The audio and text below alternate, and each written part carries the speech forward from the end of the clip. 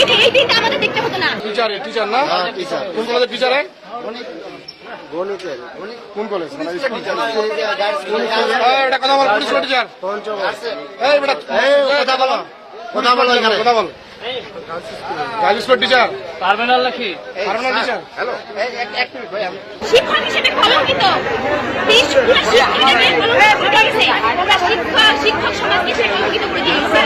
উনার সম্পর্কে স্কুলে এর আগে আমরা জেলা প্রশাসনের নিকট 2 বার উনার বিরুদ্ধে আমরা অভিযোগ করছিলাম।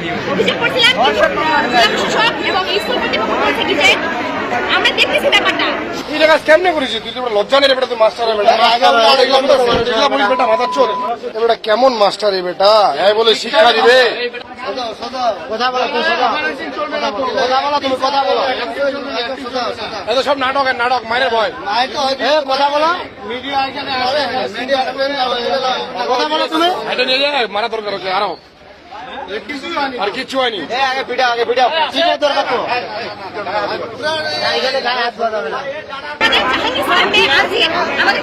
সহপাঠী তাকে ইনস্টাগ্রামে বাজে রকম অশ্লীল ভিডিও পাঠিয়েছে। তখন তিনি একদম এটা এড়াই গেছে। যে বলছেন যে বলছে উনার 4 বছরের ছেলে নাকি সেই ভিডিও পাঠিয়েছে, তাও রাত 2টায়। আমরা সেই বিরুদ্ধে কমপ্লেন দিয়েছিলাম, কিন্তু তখন কিছু করা হয়নি। সেদিন যদি তার বিরুদ্ধে পদক্ষেপ গ্রহণ করা হতো, আজকে তাহলে এই দিনটা আমাদের দেখতে হতো না। আজকে তাহলে আমাদের নাম খারাপ হতো না। এত বছরের জেলা স্কুলে আজকে নাম খারাপ হতো না। আমরা চাই তার জন্য পদক্ষেপ নেওয়া হোক। উনি হচ্ছে পঞ্চগড় সরকারি বালিকা স্কুলের শিক্ষক। ওনার নাম মুস্তাফিজুর রহমান।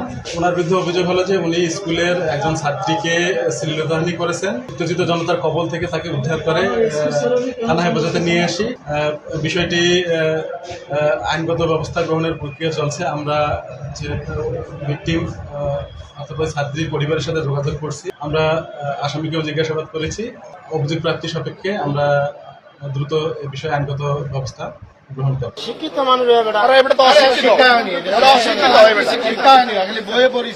অশিক্ষিত শিক্ষিত মানুষ